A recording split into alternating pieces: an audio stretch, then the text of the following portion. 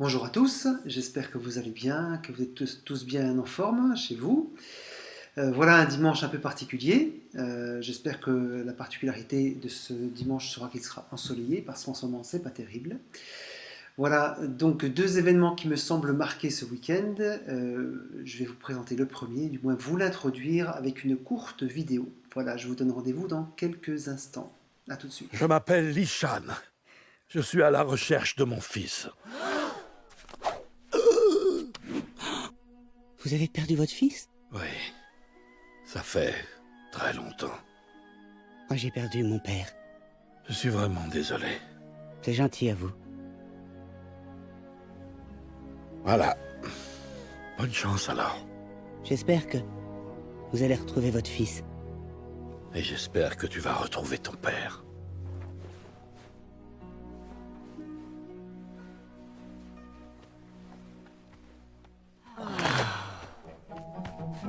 C'est toi? Nous recevons ce week-end François et Muriel Vattier en visite à Dijon et en visite dans notre assemblée.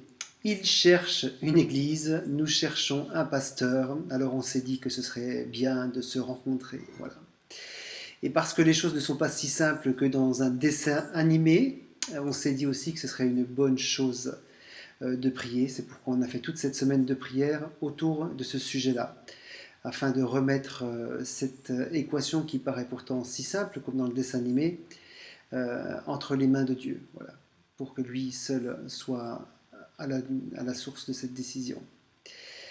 François va nous apporter la prédication et puis nous nous retrouverons donc encore une fois après ce culte pour un temps de prière, en mode virtuel. Voilà, soyons fous pour introduire le second thème, le second événement de cette journée. Je vous propose une seconde vidéo. A tout de suite.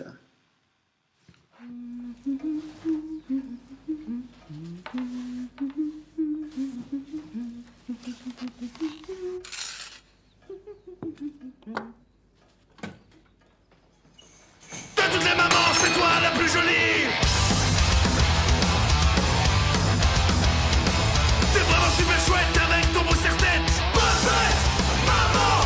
Bonne fête! Et ton filet mignon me régale à chaque fois!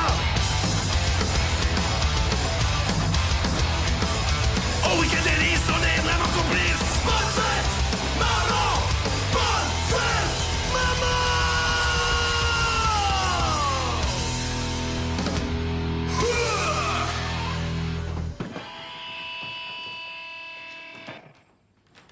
Bonne fête, ma petite maman. Bonne fête, ma petite maman.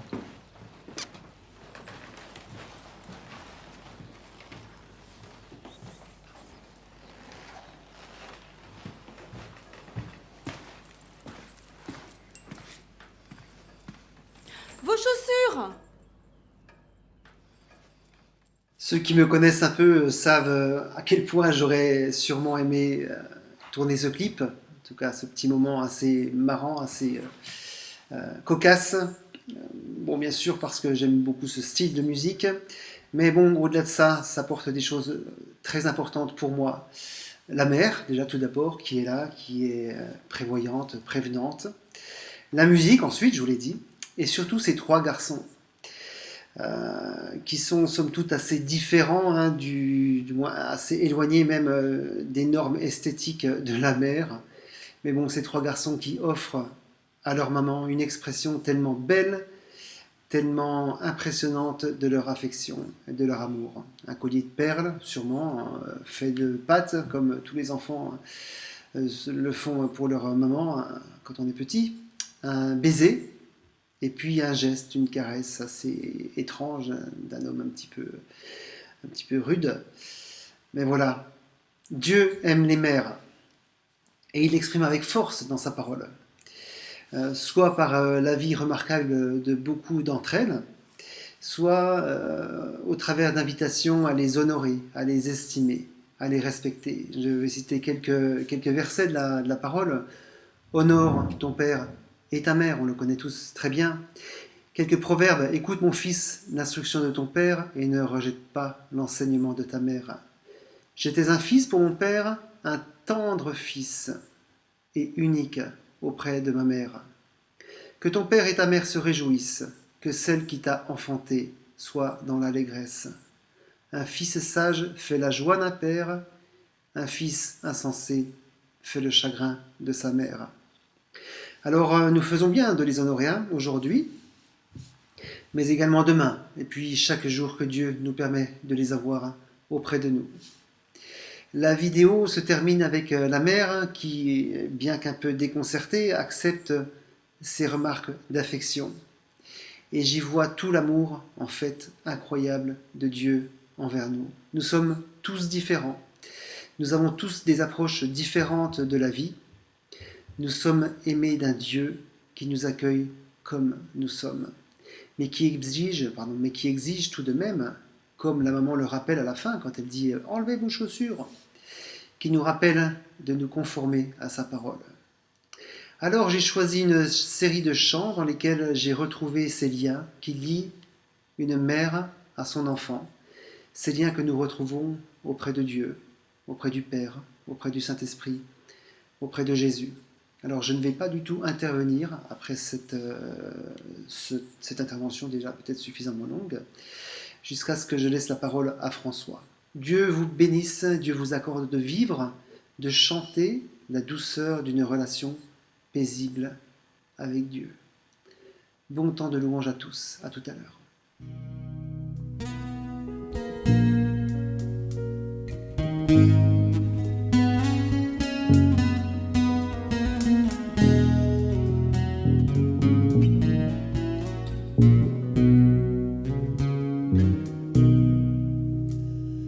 Tout doucement,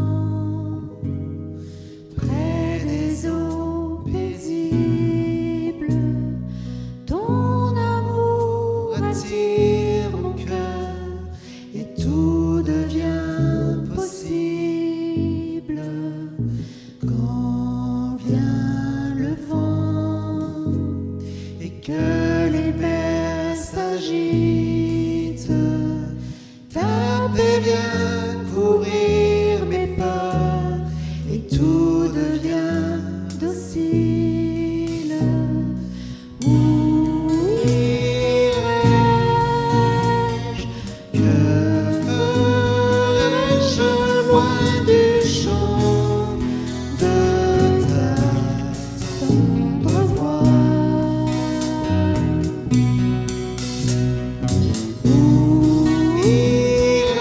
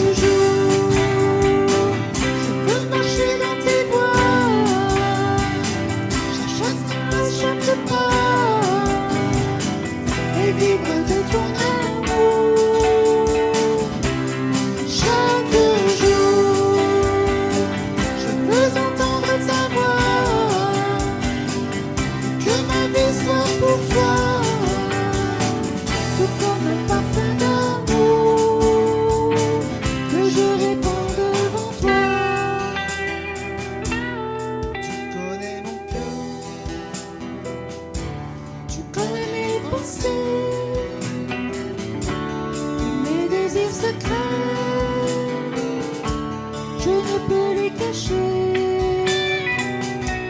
Tu te tiens devant moi et tout autour de moi. Où donc pourrais-je aller sans toi à mes côtés? Chaque jour, je veux marcher dans tes voies. Chaque instant, à chaque pas, et vivre de ton amour. Chaque jour, je veux entendre ta voix, et que ma vie soit pour toi, tout comme un parfum d'amour que je répands devant toi. Mais j'ai besoin de toi pour assurer mon pas, pour que ma vie entière soit noyée de lumière. Je veux pouvoir briller là où tu m'as placé. Je veux tenir ta main, quel que soit le chemin. Chaque jour, je veux marcher dans tes voies. Chaque instant, à chaque pas, et vivre de ton amour. Chaque jour, je veux entendre ta voix, et que ma vie soit pour toi, tout comme un parfum d'amour que je répands devant toi.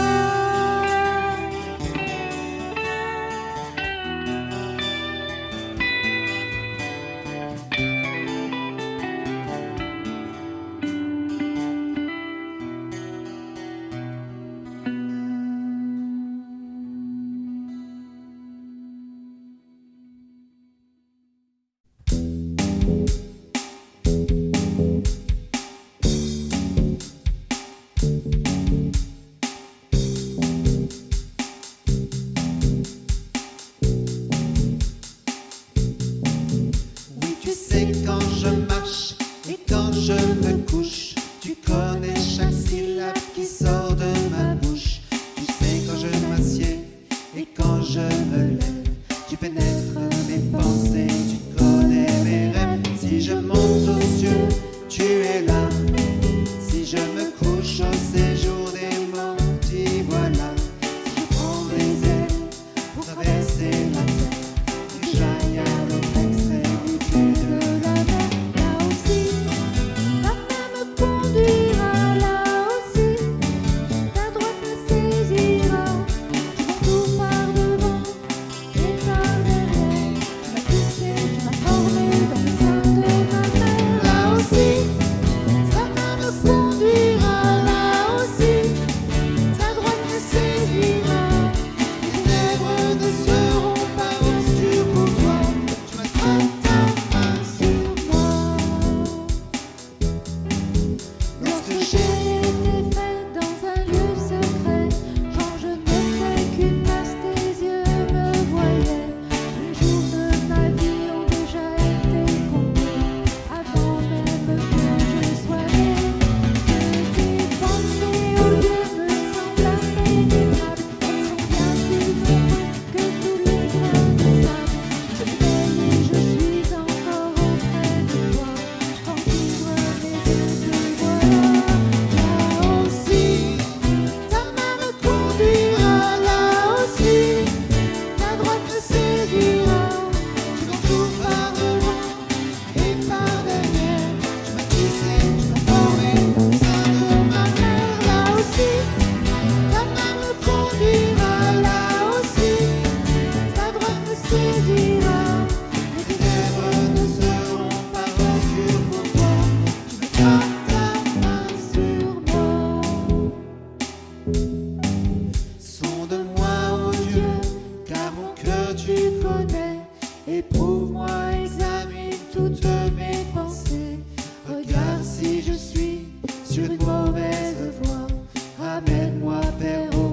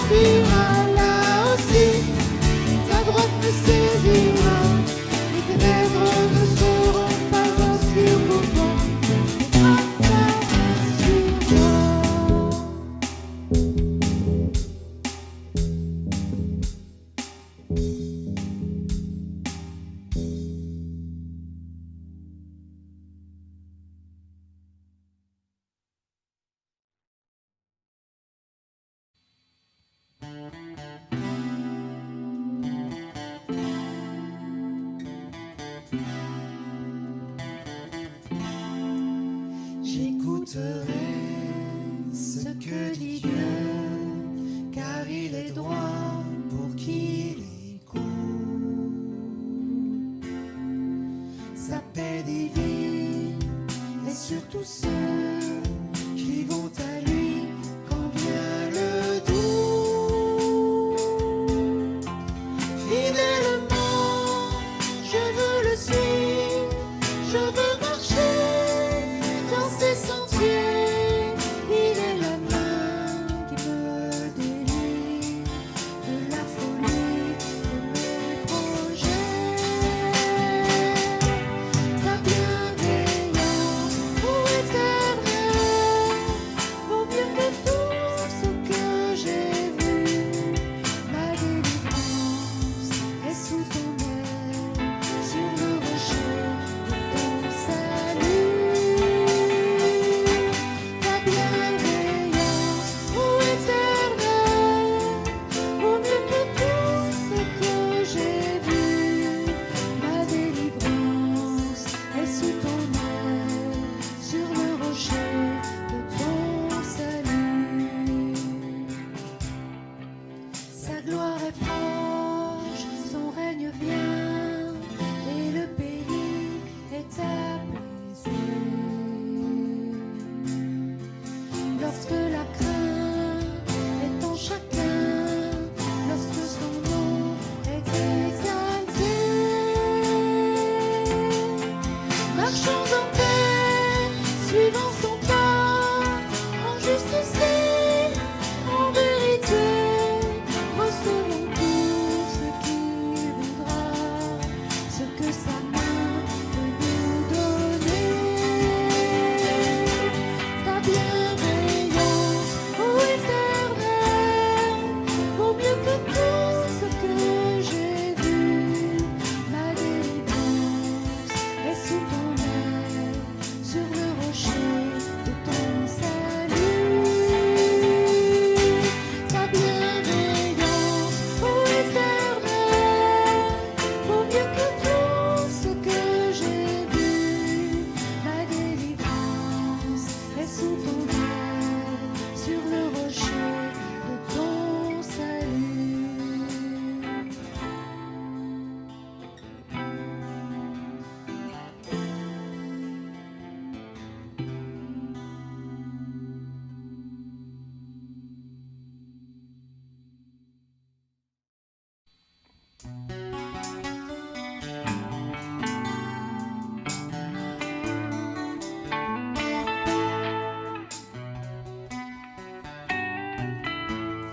Mon cœur t'appartient et je cherche le tien.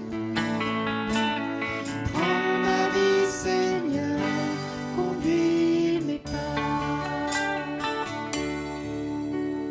Mon cœur t'appartient et je cherche le tien. Que je sois pour toi un sacrifice. Je te louerai, Seigneur. Je chanterai ton grand amour.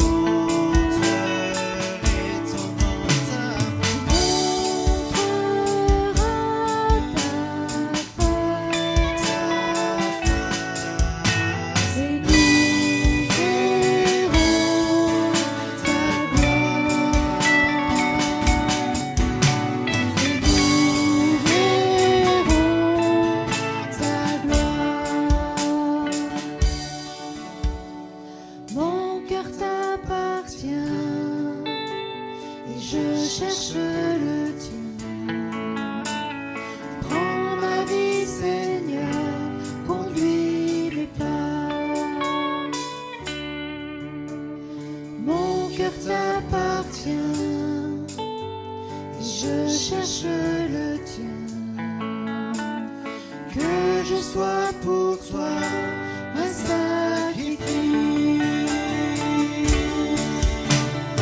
Je te louerai, Seigneur. Je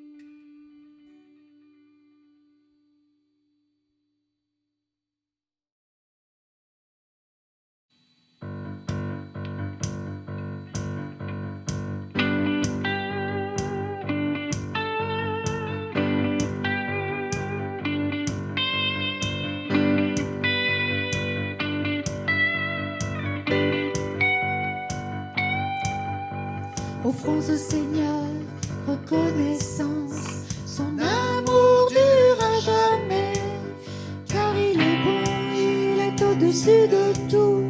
Son amour dure à jamais. Chantons,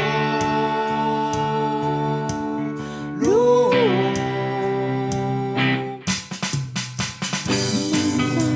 D'un presse tendu, son amour dure à jamais. Il nous donne une vie nouvelle, son amour dure à jamais. Chantons, louons. Chantons, louons. À jamais Dieu est fidèle, à jamais Dieu est fort, à jamais Dieu est avec nous, à jamais, à jamais, à jamais Dieu est fidèle, à jamais Dieu est fort, à jamais Dieu est avec nous, à jamais, à jamais, à jamais. Lever du soleil jusqu'à son coucher, son amour dure à jamais. Car de Dieu, nous persévérons, son amour dure à jamais. Chantons, louons. Chantons, louons.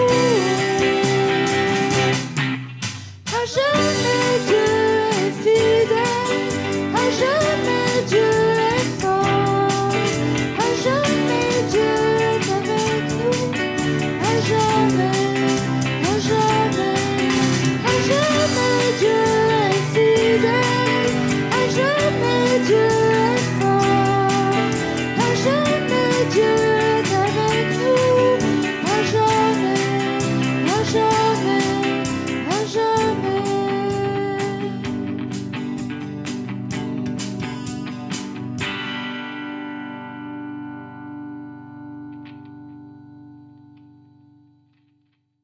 Voilà, je vais maintenant laisser la place à François et vous donner à tous rendez-vous pour la réunion de prière par Zoom tout à l'heure sur Internet.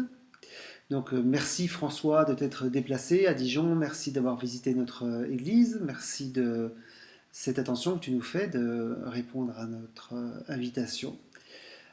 Merci pour cette prédication que tu as préparée pour nous et on a les oreilles grandes ouvertes sur ce que tu auras à nous apporter. À bientôt tout le monde, merci.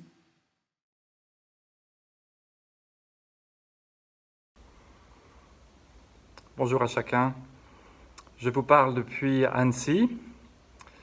Nous sommes jeudi et j'enregistre ce message en vue de dimanche au cas où je ne peux pas le faire de visu, en tout cas dans la salle de culte de Dijon. Donc voilà, je parle à un téléphone, c'est un peu bizarre, je fais une vidéo, c'est encore plus bizarre pour moi, je n'ai pas trop l'habitude de manipuler ces outils, mais je vais pouvoir apporter la parole et c'est ça qui compte. C'est elle dont nous avons besoin pour vivre. Une illustration pour commencer. Le mois prochain, cela fera 29 ans de vie chrétienne pour moi. 29 ans. 29 ans déjà que le Seigneur m'a gracié et que je suis devenu son disciple.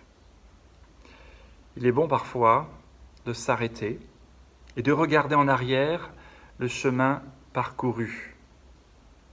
Et les anniversaires sont souvent faits pour cela, n'est-ce pas? Et s'il y a un mot pour exprimer ces 29 années de communion avec Dieu, je pense que ce serait celui-ci. C'est le mot grâce. Grâce. C'est ce premier mot qui viendrait à mon esprit. Dans sa bonté, Dieu est venu me chercher au fond de mes ténèbres. Grâce. Il m'a donné une vie nouvelle, une famille en Jésus-Christ. Grâce. Il m'a établi serviteur de l'Évangile, ministre du culte. Grâce. Il m'a comblé et béni de toute manière. Il m'a donné une épouse, 4 fils, grâce encore. Dans sa fidélité et son amour, il m'a gardé. Il m'a restauré aussi dans la foi. Là encore, grâce. Dans sa première lettre à Timothée, Paul prend le temps de s'arrêter lui aussi, un instant, et de regarder en arrière le chemin parcouru. Et il est émerveillé de ce que Dieu a fait dans sa vie et par sa grâce. D'ennemi de Dieu, maintenant, Paul est devenu son ami, son enfant. Et quel renversement! Si l'apôtre Paul partage à Timothée, ce jeune pasteur de l'église d'Éphèse, son témoignage de la grâce de Dieu dans sa vie, c'est pour encourager son compagnon, l'encourager à la reconnaissance, à la louange à Dieu pour son œuvre de salut. L'évangile de Jésus-Christ change les vies. Paul en est un témoin. Et Paul veut donc encourager Timothée, et nous aussi, à voir les effets de l'Évangile chez tous ceux qui ont cru. L'Évangile change les vies. Timothée, regarde ce qu'il a fait pour toi aussi, semble dire Paul ici. Et célébrons ensemble la grâce de Dieu. On va s'arrêter sur un court passage du début de cette lettre. Et je vous invite à prendre votre Bible dans 1 Timothée 1, et on va lire les versets 12 à 17. 1 Timothée 1, verset 12. Je rends grâce à celui qui m'a fortifié, à Jésus-Christ notre Seigneur, de ce qu'il m'a jugé fidèle en m'établissant dans le ministère. Moi qui étais auparavant un blasphémateur, un persécuteur, un homme violent, mais j'ai obtenu miséricorde. Parce que j'agissais par ignorance, dans l'incrédulité, et la grâce de notre Seigneur a surabondé par la foi et l'amour qui est en Jésus-Christ. C'est une parole certaine et entièrement digne d'être reçue, que Jésus-Christ est venu dans le monde pour sauver les pécheurs dont je suis le premier. Mais j'ai obtenu miséricorde afin que Jésus-Christ fasse voir en moi le premier toute sa longanimité, pour que je serve d'exemple à ceux qui croiraient en lui pour la vie éternelle. Au roi des siècles, immortel, invisible, seul Dieu, soit honneur et gloire au siècle des siècles. Amen. Seigneur, merci pour ta parole. Merci parce qu'elle est un rafraîchissement pour nos os. Elle est une bonté que tu as encore pour nous ce matin, alors que nous la méditons. Que Seigneur, nous ne puissions pas oublier cette grâce et cette louange qui t'est due pour Christ et tout ce qu'il a fait dans nos vies. Au nom de Jésus. Amen. La grande idée de ce passage, c'est la suivante. Le peuple de Dieu célèbre l'évangile de Christ. Le peuple de Dieu célèbre l'évangile de Christ. En fait, nous sommes un peuple qui fait la fête, qui aime célébrer ce Dieu de grâce. Et je vais vous donner ce matin 3 raisons, les 3 pourquoi de notre célébration. D'abord parce que c'est la marque d'un peuple reconnaissant. Le deuxième, c'est la marque d'un peuple que Dieu a changé. Et le troisième, c'est la marque d'un peuple que Dieu utilise pour sa gloire. Voyons le premier point.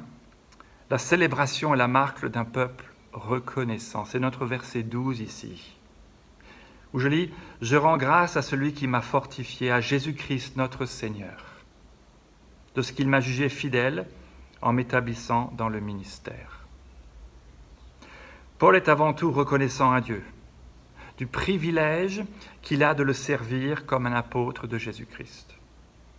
Paul est plein de gratitude ici. Et on remarque toute la dépendance de Paul envers son Dieu. Le Seigneur l'a fortifié et il en est tellement reconnaissant.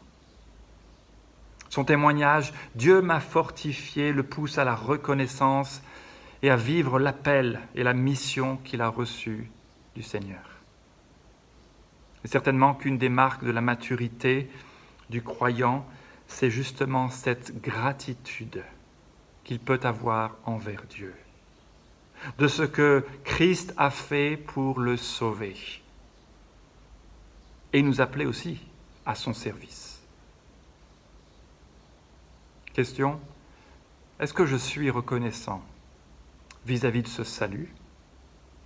Est-ce que je suis reconnaissant de l'appel qu'il m'a fait à le servir aussi? Vraiment?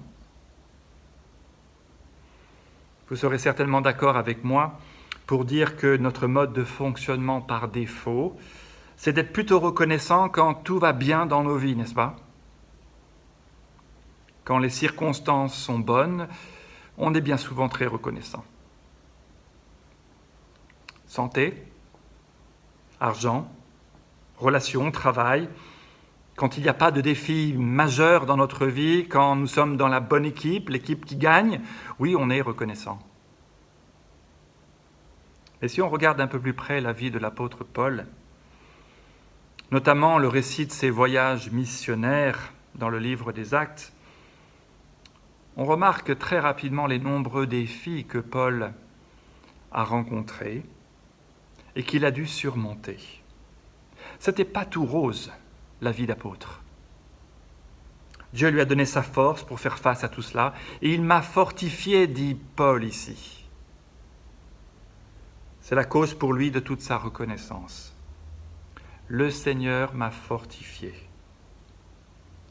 Voilà aussi pourquoi je lui rends grâce.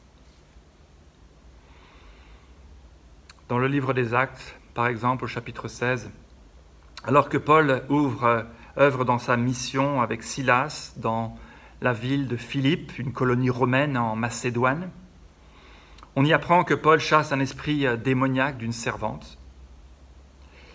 Puis il est arrêté sur la place publique. La foule se soulève contre ces deux hommes. Leurs vêtements sont arrachés, les coups de bâton sont reçus, sont jetés en prison, les fers sont aux pieds et ils sont là dans cette prison. Imaginez la scène et les circonstances. Et puis on apprend au verset 25, et on lit vers le milieu de la nuit, Paul et Silas pleuraient et criaient à Dieu, « Mais pourquoi, Seigneur, as-tu permis ce malheur ?» Non, c'est pas ce qu'on lit en fait. Mais on lit plutôt, vers le milieu de la nuit, Paul et Silas priaient et chantaient les louanges de Dieu, et les prisonniers les entendaient. Comment ont-ils pu avoir une telle posture après une telle journée d'épreuve et de douleur? C'est humainement inconcevable de louer Dieu après de tels événements difficiles, de persécution, un enchaînement de violences à leur égard. Pourtant, ils le font. Et la raison se trouve dans ce Dieu vivant qui les a fortifiés. Et l'histoire de la vie de l'apôtre est remplie de circonstances difficiles, d'épreuves personnelles, de persécutions en lien avec son ministère d'implanteur d'église. Ici, vers la fin de sa vie, de son ministère apostolique, voici Paul qui dit au jeune pasteur Timothée, « Je rends grâce à celui qui m'a fortifié, à Jésus-Christ, notre Seigneur. Tu m'as jugé fidèle pour ce ministère, et quel beau privilège tu m'as fait de te servir ainsi, malgré toutes ces épreuves. » Cette attitude est remarquable et doit certainement servir de modèle pour tout disciple de Christ. Et la bonne nouvelle aussi, c'est que cette force surnaturelle est disponible pour chacun de ceux qui se confient, en Dieu. Alors, où en sommes-nous? Où en suis-je? Où en êtes-vous ce matin dans cette gratitude envers le Seigneur? Est-ce que cette gratitude grandit en vous? Avec les années, alors que vous le servez dans l'Église, dans votre famille, dans votre travail, dans le monde? Malheureusement, on le sait tous, on peut parfois grandir dans une certaine ingratitude. Et cela s'entend bien souvent dans nos discours. Je suis fatigué de servir. Ah, s'il n'y avait pas toutes ces personnes, ça irait beaucoup mieux, n'est-ce pas? Les relations humaines sont fatigantes. Car vous comme moi, nous sommes des personnes parfois fatigantes. Peut-être qu'une des clés de la gratitude, c'est d'avoir les yeux fixés sur Christ. C'est avoir ce réflexe de regarder à Jésus en tout temps, et quelles que soient les circonstances de nos vies. Parce que ma gratitude et ma joie sont en fait seulement cachées dans le Seigneur. Et non pas dans ce qui peut m'arriver de bien ou de moins bien dans une telle journée ou demain. Je remarque aussi par mon expérience cette tendance à vouloir être fier et non à rendre grâce. Car je pense à tort qu'en fait, c'est le Seigneur qui devrait être reconnaissant de tout ce que je peux faire pour lui.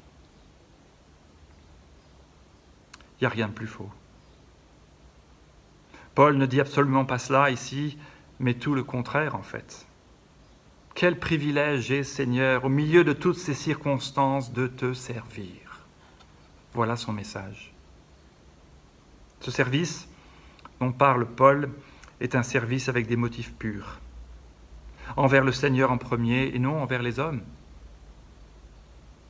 Bien souvent, je constate ce combat en moi de vouloir servir avec des motifs égoïstes.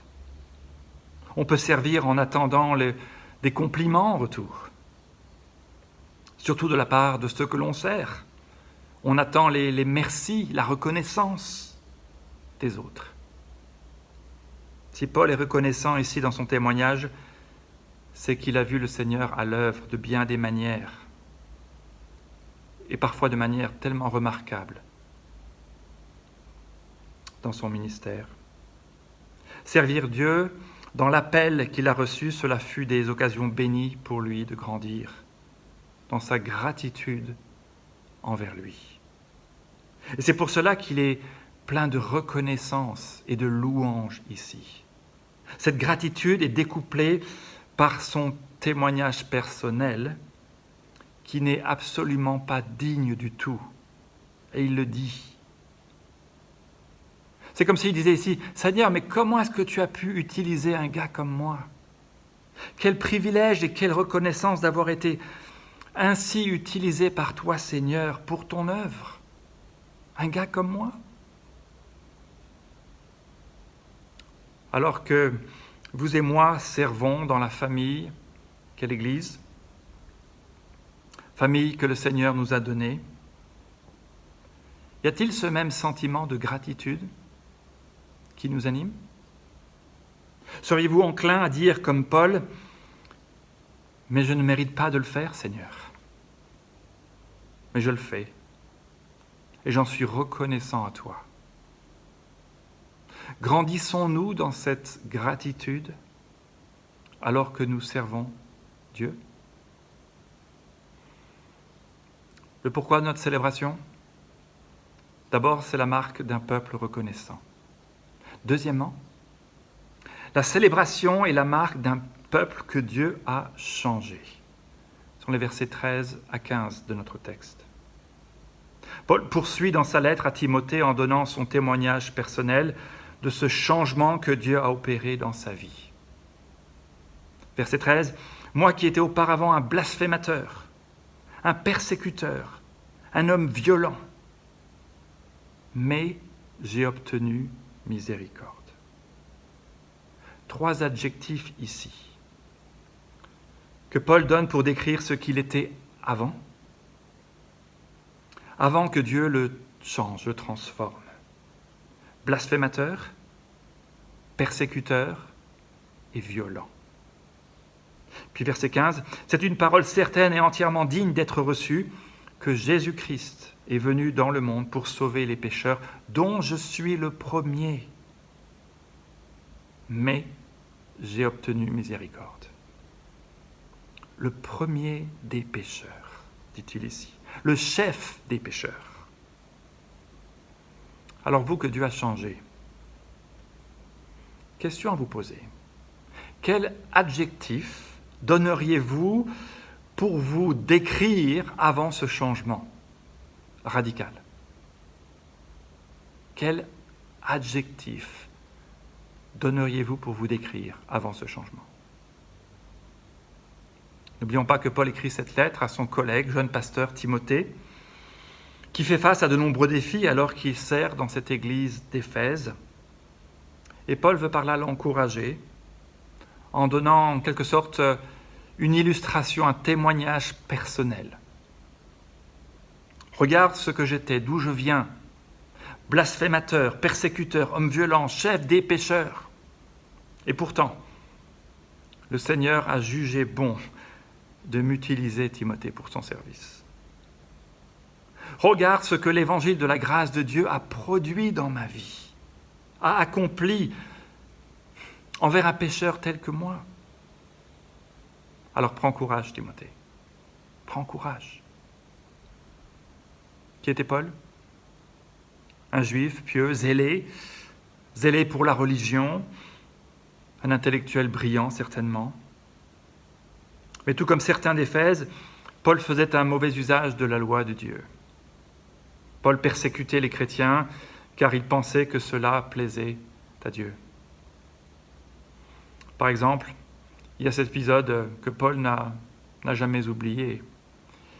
Dans Acte 7, versets 58 et suivants, c'est le récit de la lapidation d'un des premiers disciples du nom de Étienne. Je vous lis. Ils le traînèrent hors de la ville et ils le lapidèrent. Les témoins déposèrent leurs vêtements aux pieds d'un jeune homme nommé Saul.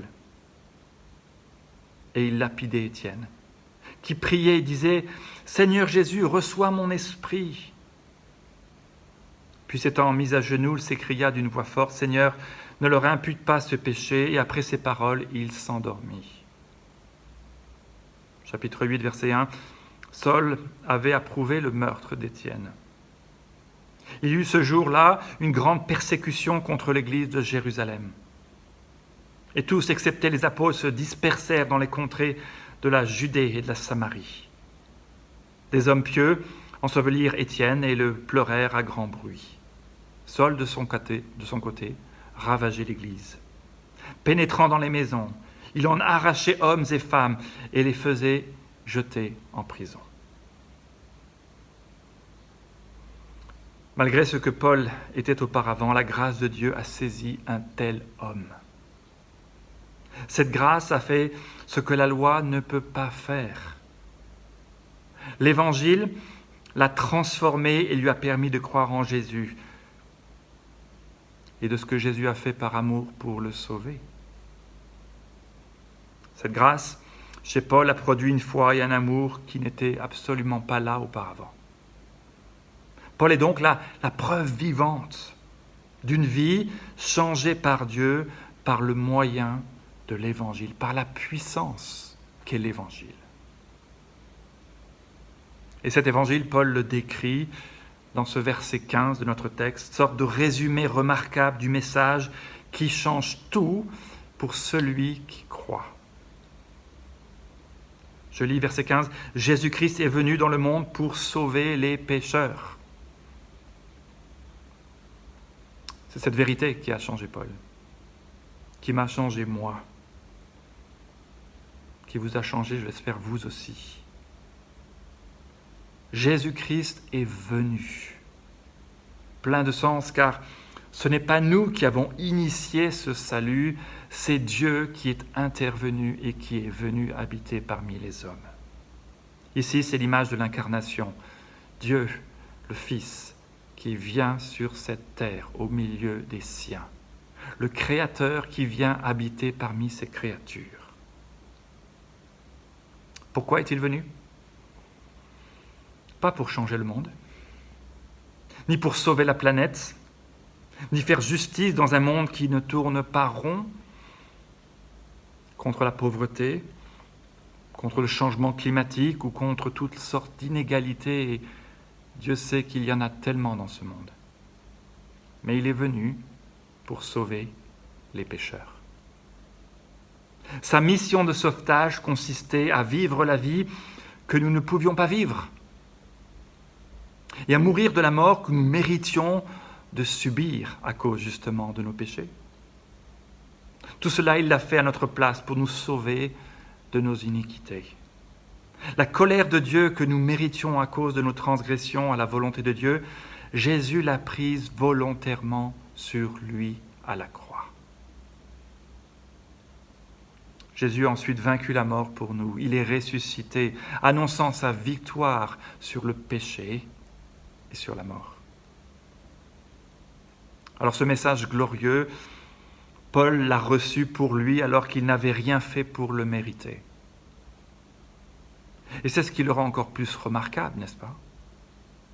Un message de grâce et d'amour de la part d'un Dieu qui s'est abaissé pour nous arracher à la perdition et faire de nous ses enfants. Mais il y a ce verset 15, et surtout la fin de ce verset 15, qui m'interpelle, et peut-être vous aussi. Je vous le relis. Jésus-Christ est venu dans le monde pour sauver les pécheurs, dont je suis le premier, dit Paul. C'est ce temps présent qui m'interpelle. Pourquoi est-ce que Paul parle au présent ici? Il aurait pu dire « dont j'étais le premier », en référence à sa vie d'avant, de menteur, blasphémateur, idolâtre. Pourquoi ce temps présent? Paul fait référence à cette dichotomie du maintenant et pas encore. Je suis sauvé par Christ, mais pas encore dans la gloire avec lui. Je suis sauvé de mes péchés par la foi en Jésus, mais j'ai encore des luttes avec ce péché qui me colle si facilement à la peau. Paul n'avait pas oublié d'où il venait. Lui qui avait certainement du sang sur les mains. Étienne, ses premiers disciples persécutés à Jérusalem. Et imaginez le poids de ce souvenir, pour l'apôtre Paul. Avoir participé à l'exécution d'Étienne. C'est pas facile à oublier ça. Pas facile de vivre après cela. Alors qu'apprenons-nous par là? D'abord, c'est que le salut, c'est 100% l'œuvre de la grâce de Dieu. On n'a rien à apporter au Seigneur. Ou si on a apporté quelque chose à Dieu, c'est de dire « Seigneur, je suis le premier des pécheurs ». On appelle cela la grâce, car c'est immérité, sans condition préalable. Rien en nous ne peut nous attirer vers Dieu, c'est lui qui vient vers nous. Et c'est ce qui se passa d'ailleurs pour Paul sur le chemin de Damas. Dieu s'est manifesté et est venu vers lui. Voici le message pour nous ce matin. Aucun d'entre nous ici n'est trop loin pour que la grâce de Dieu ne puisse le saisir et le changer. Aucun. Si cette grâce a pu saisir un homme tel que Paul,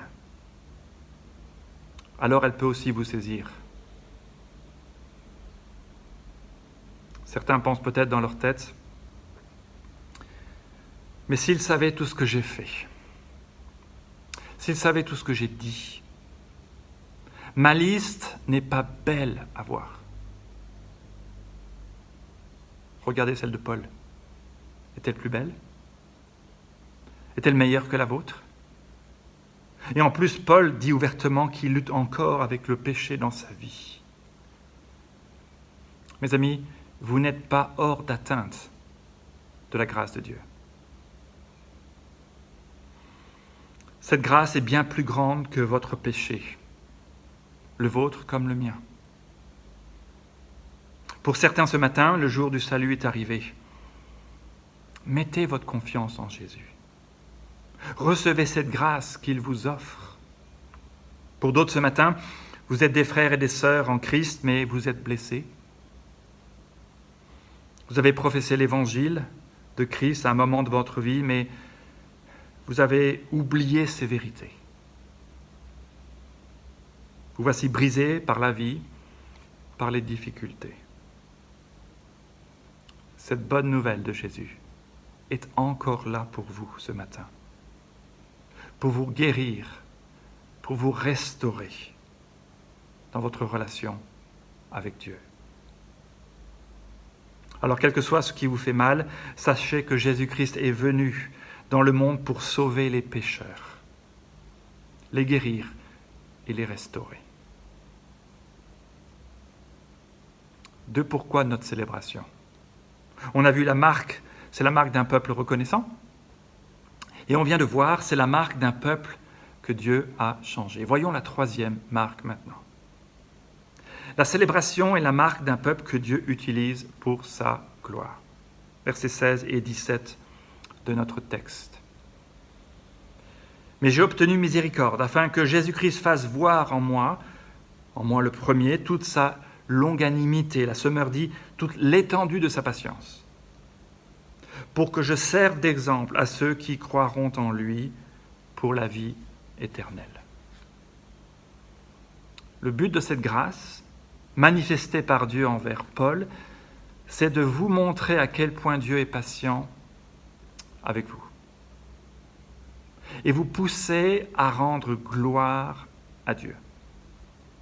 Autrement dit, Paul a obtenu miséricorde de la part de Dieu et a été transformé par l'Évangile, afin que vous et moi, qui lisons cette parole, soyons touchés par l'étendue de la patience de Dieu à notre égard, et nous pousser ainsi à la louange à Dieu. Dit autrement, afin que vous et moi soyons émerveillés par la grâce de Dieu,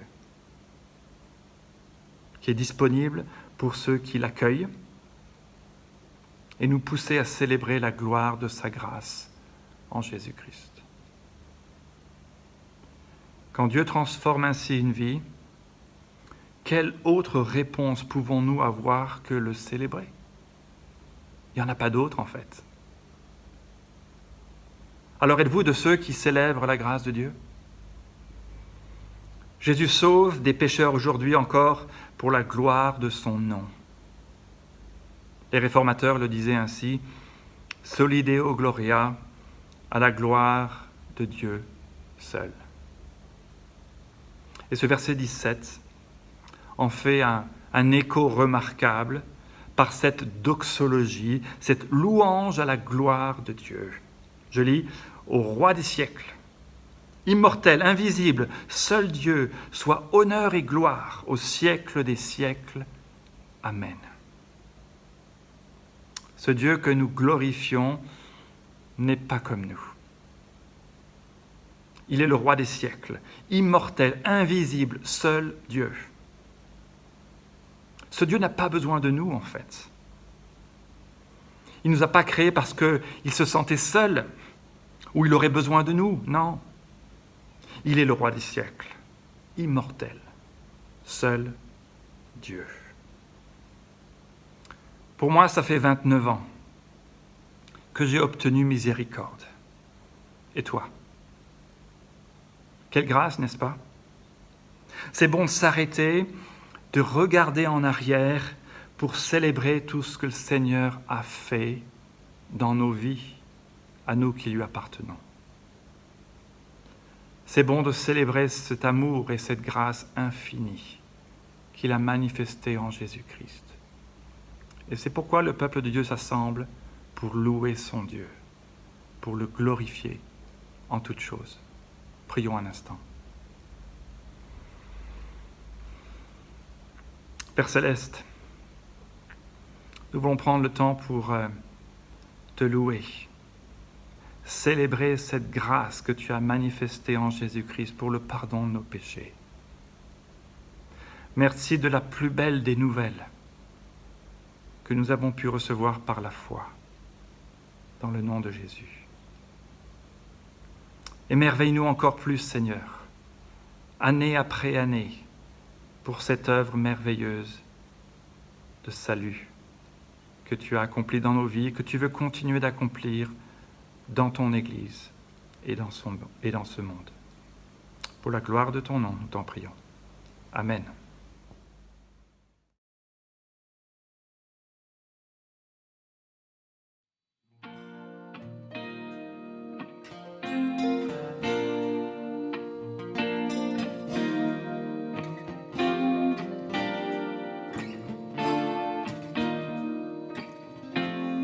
De l'aube au coucher du soleil, tes splendeurs nous émerveillent, et notre cœur d'enfant répond en glorifiant ton nom. Ton nom, comme une joie aux quatre vents, ton nom nous rend forts à chaque instant, ton nom, que tous les peuples